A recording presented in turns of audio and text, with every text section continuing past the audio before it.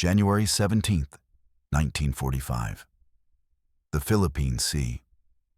The sun hammered down on the steel deck of the USS Lexington like a forge hammer on an anvil. Commander Takeo Shibata stood on the bridge of the captured Japanese destroyer Hatsuzuki, now under American control, his white naval uniform stained with salt spray and the dust of defeat. Through cracked binoculars, he watched something that would haunt him for the rest of his life. Not the carriers that had crushed his fleet, not the endless waves of American aircraft that had turned the sky into a metal storm, but something far more incomprehensible.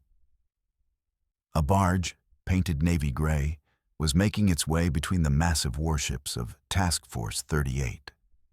On its deck, American sailors lined up with bowls in hand, laughing, shouting over the engine noise. They were being served ice cream in the middle of the Pacific, in the middle of a war that had consumed 50 million lives. Shibata lowered his binoculars slowly. His hands trembled not from fear, but from the collision of two realities that could not coexist in the same universe. For 3 years, he had eaten weevil-infested rice and dried fish that tasted like cardboard soaked in brine. He had watched his own men grow hollow-eyed and skeletal, their ribs pressing against skin like bamboo cages. The Imperial Japanese Navy, once the pride of the Pacific, had been reduced to scavenging, rationing, praying that supply ships might make it through the American submarine nets. And here, in the same ocean where Japanese sailors drank brackish water and gnawed on moldy hardtack, the Americans were serving frozen dessert from a dedicated vessel whose sole purpose was to manufacture pleasure. He turned to the American liaison officer standing beside him, a young lieutenant from Iowa with an easy smile and eyes that had never known hunger. "That ship," Shibata said in careful English, each word weighted with disbelief. "What is its function?" The lieutenant glanced at the barge, then back at Shibata with genuine confusion, as if the question itself made no sense. "Oh, that's just the ice cream barge, sir. Comes around every few days. Keeps morale up." He said it the way one might describe a mail delivery or weather report, mundane, unremarkable, ordinary. Shibata said nothing more. What could he say? How could he explain to this boy from Iowa that the ship he called just an ice cream barge represented something more terrifying than any battleship, more devastating than any bombing raid? It was proof of an industrial capacity so vast, so incomprehensibly abundant, that America could dedicate resources, steel, fuel, manpower, and engineering genius to the mass production of frozen dessert, while simultaneously building the largest military force the world had ever seen. The lieutenant walked away, whistling something cheerful and American. Shibata stood alone on the deck, staring at that gray barge, understanding with perfect clarity that Japan had never stood a chance. They had been fighting an enemy from another civilization entirely. This was not a revelation born in the moment.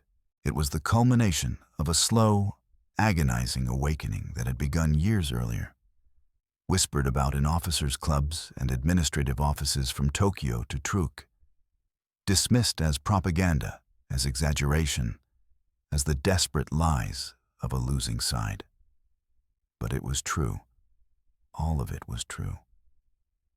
The Americans had not merely built ice cream barges. They had constructed an entire floating factory. The USS Lexington's onboard ice cream parlor could produce 10 gallons every 7 minutes. They had designed concrete barges, refrigerated and motorized, capable of storing 2,000 gallons of ice cream and traveling between fleet positions. In 1945 alone, the U.S. Navy would produce over 5 million gallons of ice cream for its Pacific forces. The numbers were so absurd, they seemed fictional. But Commander Shibata had seen it with his own eyes, and the sight had broken something fundamental in his understanding of the war. of his nation's chances, of reality itself. The story of these ice cream ships did not begin in 1945. It began in the mind of a culture that treated abundance as a birthright and comfort as a strategic asset. When Japan struck Pearl Harbor on December 7, 1941, its naval leadership believed they were facing a wealthy but soft opponent, a nation grown decadent on luxury, whose fighting spirit had been eroded by democracy and materialism. Admiral Isoroku Yamamoto, who had studied at Harvard and understood America better than most of his colleagues, had warned that Japan was awakening a sleeping giant. But even Yamamoto could not have imagined the specific form the giant would take. The United States did not simply mobilize its military, it mobilized its entire civilization. And that civilization had been built on principles that were alien to the Japanese warrior tradition: mass production, standardization, efficiency, and the radical idea that the common soldier deserved not just survival, but comfort. In August 1942, just 8 months after Pearl Harbor, the U.S. Navy established its Bureau of Supplies and Accounts Directive, requiring that ice cream be made available to all naval personnel in combat zones wherever feasible. This was not a frivolous luxury. It was strategic doctrine. American military planners had studied troop morale with scientific rigor and concluded that small comforts, hot showers, decent food, entertainment, and yes, ice cream, dramatically improved fighting effectiveness, reduced psychological casualties, and maintained unit cohesion over extended deployments. The Japanese Naval Code emphasized spiritual strength and the samurai virtue of enduring hardship without complaint. The American Code emphasized logistics, supply chains, and the belief that well-fed, comfortable troops fought harder and longer than starving, miserable ones. History would prove which philosophy was correct. By 1943, the U.S. Navy's supply infrastructure in the Pacific had evolved into something unprecedented in military history. It was not simply a logistics network. It was a floating industrial civilization capable of projecting not just military power, but an entire standard of living across thousands of miles of ocean.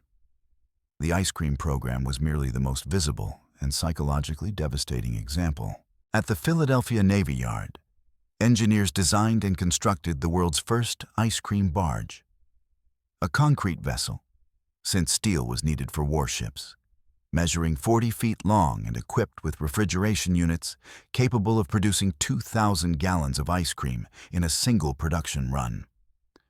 It could serve up to 3,000 men per day. The barge was so successful that the Navy immediately ordered more. By war's end, floating ice cream factories operated throughout the Pacific, from the Philippines to Okinawa, from Pearl Harbor to the Mariana Islands. But the ice cream ships were merely the surface of something deeper and more profound. In March 1944, Japanese intelligence officers analyzing captured American supply manifests discovered something that their superiors initially refused to believe. The document showed that American ships were stocked with fresh fruit, canned vegetables, frozen meat, coffee, chocolate, cigarettes, chewing gum, and candy bars. The variety and quantity of food available to American enlisted men exceeded what most Japanese officers received. One captured manifest from a destroyer escort, a minor vessel in the American fleet, listed menu options including roast turkey, baked ham, mashed potatoes with gravy, green beans, fresh bread, butter, milk, pie, and cake, for a single meal for enlisted sailors. Lieutenant Yoshio Kodama, an intelligence officer assigned to analyze American supply chains, brought these documents to his commanding officer in disbelief. "Sir, this cannot be accurate. These quantities would suggest that American supply ships dedicate more cargo space to food variety than to ammunition." His commander studied the document silently for several minutes before responding. "It is accurate. We have verified it through multiple sources. This is how they operate." Kodama felt the ground shift beneath his feet. "But sir, our men receive 800 grams of rice and perhaps some dried fish. The Americans are eating like emperors." "Not like emperors," his commander corrected quietly. "Like Americans. This is their normal standard. This is what their civilization considers adequate for common soldiers." The psychological impact of this realization rippled through the Japanese officer corps like a seismic wave. It was one thing to face an enemy with more ships and more planes. It was another thing entirely to face an enemy whose baseline standard of living for its lowest enlisted man exceeded what your own elite forces could dream of. The ice cream was not a luxury. It was a statement. It said, "We are so wealthy, so powerful, so industrially advanced, that we can provide frozen dessert in tropical combat zones as a routine service. What else might we be capable of?" The answer to that question was emerging across the Pacific in ways that defied Japanese comprehension. In July 1944, the USS Lexington, one of America's Essex-class carriers, installed a fully functional ice cream parlor below decks. It was not a small operation. The facility could produce 10 gallons of ice cream every 7 minutes, in multiple flavors: vanilla, chocolate, strawberry, pineapple, served to crew members between flight operations. The ship's newspaper, published daily and distributed throughout the vessel, included a comic strip, movie reviews, and the ice cream parlor's daily menu. A Japanese officer who examined these newspapers after the war would later write, "Reading these documents was more demoralizing than any battle report. They revealed an enemy who treated war as an industrial project requiring worker satisfaction metrics, not a spiritual test of national will." But perhaps most devastating was what happened when American forces captured Japanese bases and the defenders saw American supply operations firsthand. When U.S. Marines secured Saipan in July 1944, thousands of Japanese soldiers and civilians retreated into the island's caves and jungles. Many remained hidden for weeks, watching the Americans. What they saw transformed their understanding of the war more completely than any propaganda could have achieved. They watched Americans unload supplies from ships, not just ammunition and weapons, but crate after crate of food, medical supplies, construction materials, and equipment. They watched Navy Seabees construct air bases in days, complete with paved runways, control towers, and barracks. They watched refrigerated trucks deliver fresh provisions to field kitchens. They watched Americans play baseball in their downtime, listen to music on portable radios, and drink Coca-Cola in the heat. One Japanese soldier who surrendered wrote in his diary, "I emerged from the jungle expecting to join my brothers in the afterlife, prepared for death by starvation. Instead, I was given food that I did not recognize, treated by doctors, and held in a camp where prisoners received 3 full meals daily. I ate more in my first week of captivity than in my last month of service." This was not a war between armies. It was a war between centuries, between worlds. We were samurai with swords facing men with machine guns. No, it was worse than that. We were samurai with swords facing men with machine guns who stopped at noon for ice cream. The symbolism was inescapable. Ice cream, cold, sweet, requiring complex refrigeration technology and continuous supply chains, something utterly unnecessary for survival, became the perfect metaphor for American power. It represented surplus, abundance, the capacity to provide comfort in the midst of chaos. It was democracy made tangible. The idea that even common sailors deserved small luxuries, that morale mattered as much as munitions, that the fighting man was not just a tool, but a citizen whose well-being was a national priority. The Japanese military philosophy had no category for this kind of warfare. Bushido, the way of the warrior, emphasized austerity, sacrifice, and spiritual strength through suffering. Japanese soldiers were taught to endure hardship as a virtue, to view comfort as weakness, to embrace death before dishonor. These were not empty slogans. They were lived principles that produced soldiers of extraordinary courage and determination. But courage cannot defeat industrial capacity. Determination cannot compete with refrigeration technology. Spiritual strength means nothing when your supply ships are sunk by submarines and your men are eating tree bark while the enemy enjoys butter pecan. By late 1944, Japanese officers were experiencing a collective psychological crisis that would rarely be discussed in post-war accounts. The crisis was not born from defeat in battle. Samurai tradition provided a framework for honorable death in combat. The crisis came from the realization that they had fundamentally misunderstood their opponent's nature. They had prepared to fight a war of will and found themselves in a war of industrial mathematics. They had expected American forces to crack under pressure, to reveal the softness that luxury supposedly breeds. Instead, they discovered that well-fed, well-supplied soldiers fight harder, last longer, and maintain cohesion far better than starving warriors sustained only by ideology. Commander Mitsuo Fuchida, who had led the attack on Pearl Harbor and survived the war, would later write, "We believed that Americans were weak because they valued comfort. We did not understand that their comfort was not a weakness, but a foundation. We starved our soldiers to make them strong. They fed theirs to make them effective. We built our strategy on spirit. They built theirs on steel and ice cream." History shows which approach was superior. The ice cream ships became legendary among Japanese forces. Rumors spread about the floating factories, growing more elaborate with each retelling.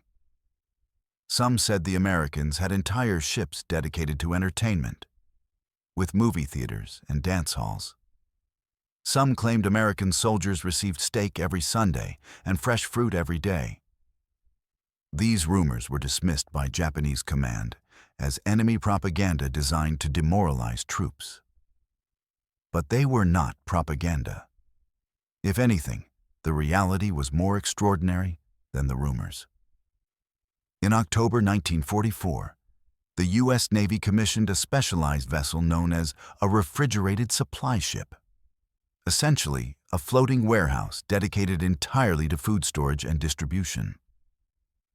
These ships carried no weapons, only food. Each could supply an entire fleet with frozen meat, fresh vegetables, dairy products, and yes, the raw materials for ice cream production. The ships were so valuable that they traveled under destroyer escort, protected as carefully as ammunition carriers. Think about that for a moment. America built unarmed ships dedicated solely to transporting food luxury items, and then assigned military resources to protect them, because maintaining troop morale through proper diet was considered as strategically important as maintaining ammunition supplies. Japanese military doctrine had no equivalent concept. Supply ships carried rice, dried fish, and ammunition. The idea of dedicating cargo space to variety in diet, to comfort, to anything beyond basic caloric survival, was alien to military thinking shaped by scarcity and samurai tradition. This was not a moral failing or a lack of care for soldiers. It was a reflection of economic reality. Japan was a resource-poor island nation fighting a war across thousands of miles of ocean against an enemy that controlled the world's largest industrial economy. There was no surplus. There was barely enough. Every grain of rice mattered. Every gallon of fuel was precious. The idea of wasting any resources on something as frivolous as frozen dessert was not just impractical, it was incomprehensible. But that incomprehension was itself the problem. The Americans were not wasting resources. They were demonstrating that they had so many resources that they could afford to allocate some to comfort without diminishing their military capacity. The ice cream was not waste. It was surplus. And surplus is the ultimate expression of power. Any nation can arm its soldiers. Only a truly wealthy nation can arm them and give them ice cream. The transformation in Japanese military thinking happened slowly, privately, in conversations that would never appear in official reports. Officers who had spent their careers believing in spiritual strength over material wealth found their certainties crumbling. They had been taught that Western decadence would be the Allies' undoing, that democracy made nations soft, that luxury bred weakness. Every ice cream barge that appeared in the Pacific disproved these teachings. Every captured supply manifest revealed an enemy who combined military ferocity with civilized comfort, who could be utterly ruthless in combat and then serve frozen dessert in the same afternoon. In February 1945, during the Battle of Iwo Jima, a wounded Japanese officer was evacuated from the island by American forces after being found in a cave system. He was taken aboard a hospital ship where he received surgery, antibiotics, and careful nursing care. When he regained consciousness, a medic asked him what he wanted to eat. The officer, assuming this was some kind of psychological test or mockery, said he had no preferences. The medic brought him a menu, an actual printed menu with options. The officer stared at it for several minutes, unable to process what he was seeing. He chose soup, something simple. The medic returned with the soup, crackers, juice, and a small cup of vanilla ice cream. For after, the medic explained with a smile, everyone gets dessert. The officer ate the ice cream slowly, mechanically. It was the first cold thing he had consumed in 3 years that was not rainwater. It tasted like nothing he remembered. When the medic left, the officer wept quietly in his bed, not from pain or fear or even grief, but from the sudden, crushing understanding that his nation had sent him to die in a war it could never win, against an enemy that could afford to give ice cream to its prisoners. This was the horror that Japanese officers grappled with in private. Not the physical horror of battle, which they had been trained to endure, but the existential horror of understanding that the entire ideological framework of their military culture was built on false assumptions.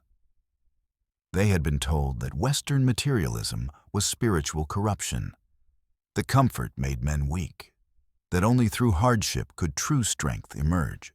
But here was an enemy made strong by comfort, made dangerous by abundance, made victorious by logistics that included frozen dessert in tropical war zones. The ice cream ships forced a question that Japanese military philosophy could not answer. What if comfort and strength were not opposites? What if treating soldiers as valuable individuals rather than expendable tools actually produced better fighters? What if democracy's emphasis on individual well-being was not a weakness, but a strategic advantage? The American military operated on the radical principle that every soldier mattered as an individual, that his morale and health and even his small pleasures were worth national investment. This was not just generosity. It was cold strategic calculation. Happy soldiers fight better. Healthy soldiers last longer. Well-supplied troops maintain discipline and cohesion. The ice cream was not kindness. It was warfare by other means. By mid-1945, as Japan's situation grew increasingly desperate, the contrast between American abundance and Japanese scarcity reached surreal extremes. American naval forces conducted operations from bases where fresh water flowed freely, where electric lights illuminated barracks, where refrigeration preserved food and kept medicines viable. Japanese forces on bypassed islands drank from stagnant pools, fought tropical diseases with no medicine, and ate whatever they could find: leaves, insects, bark from trees. On Guam, a captured Japanese soldier was given his first American military meal: meat, potatoes, vegetables, bread, butter, coffee, and cake. He ate in silence, then asked through a translator if this was how American prisoners were fed. No, he was told. This was how American soldiers were fed. The prisoner nodded slowly, understanding in that moment why his country was losing. The ice cream symbolism extended beyond military personnel. In the islands that American forces recaptured, Guam, Saipan, the Philippines, civilian populations encountered American supply chains for the first time. Children who had been taught that Americans were devils discovered that these devils brought medicine, food, and on special occasions, ice cream. The contrast with Japanese occupation, which had been characterized by harsh military rule and resource extraction, was stark and immediate. Democracy, these civilians learned, tasted like cold vanilla on a hot afternoon. Freedom arrived in refrigerated barges. This was psychological warfare at its most profound level, though it was never intended as such. The Americans were not trying to demoralize their enemies with ice cream. They were simply maintaining the standard of living they considered normal. But that normality was itself devastating to Japanese morale. It revealed the vast gulf between the two nations' capabilities, the impossible distance between their industrial capacities, the fundamental asymmetry of the conflict. Japan had entered the war, believing it could compensate for material disadvantage with spiritual superiority. The ice cream ships proved that no amount of spirit could overcome a certain threshold of material disparity. Commander Shibata, standing on that deck in January 1945, watching American sailors line up for frozen dessert, understood all of this in a single moment of crystalline clarity. He understood that his Navy had not merely lost battles. It had lost a competition between civilizations, between philosophies, between different visions of what a society owed its citizens. Japan had mobilized for total war, demanding every sacrifice, rationing every resource, treating its soldiers as tools to be used and discarded. America had mobilized for total war while somehow maintaining the principle that its soldiers deserved comfort, variety, small pleasures, ice cream on a hot day. And America was winning. The war would end 7 months later with atomic fire over Hiroshima and Nagasaki, weapons so powerful they seemed to belong to science fiction. But for many Japanese officers, the ice cream ships were more psychologically devastating than the bombs. The atomic weapons were apocalyptic, beyond comprehension, something new in human history. The ice cream was mundane, comprehensible, routine, and therefore far more terrifying. It said, "This is normal for us. This is our baseline. Imagine what else we can do." In the decades after the war, as Japan rebuilt and eventually became one of the world's wealthiest nations, those officers who had seen the ice cream ships would remember them as the moment they understood the true nature of American power. Not the carriers or the bombers or the submarines, though those were devastating. The ice cream, the casual, routine, unremarkable provision of frozen dessert to common sailors in the middle of the world's largest war. That was the image that haunted them, because it revealed a civilization operating on principles they had been taught to despise but could not defeat. The ice cream ships were never famous in America. They did not receive headlines or medals. No monuments were built to honor their service. They were footnotes in supply records, curiosities in military history, the kind of detail that appears in specialized books and nowhere else. But to those who witnessed them from the other side, they were symbols of something vast and incomprehensible. A nation so wealthy that it could treat war itself as just another industrial problem to be solved with efficiency, resources, and a commitment to keeping its workers satisfied. This was the genius of American democracy, translated into military doctrine. The belief that individuals matter, that their comfort and morale are worth investment, that a well-treated citizen soldier is worth more than 100 brutalized conscripts. The ice cream was not a luxury. It was a statement of values, a declaration that American civilization could wage total war without abandoning the principle that human dignity and small pleasures were worth preserving, even in the midst of chaos and death. Commander Shibata would live until 1992, long enough to see Japan become an economic superpower, long enough to see his grandchildren grow up in prosperity that would have seemed impossible in 1945. But he never forgot that moment on the deck, watching the ice cream barge make its rounds. In interviews late in his life, he would describe it as the moment he understood that Japan had lost not just a war, but an argument about what civilization should be. "We believed that strength came from denial," he said. "They proved that strength could come from abundance. We starved our men to make them warriors. They fed theirs to make them victorious." History chose between these philosophies, and history chose ice cream. The story of the ice cream ships is not a story about dessert. It is a story about the nature of power, about the relationship between civilization and military strength, about what it means for a democracy to wage war without becoming tyrannical. The United States did not win World War II solely because of ice cream barges, any more than it won because of any single weapon or strategy. It won because it had built a society capable of producing vast abundance, and that abundance extended from factories to fields to floating freezers in the Pacific. It won because it believed that treating its citizens well, even its citizen soldiers in combat zones, was not a weakness, but a foundation of strength.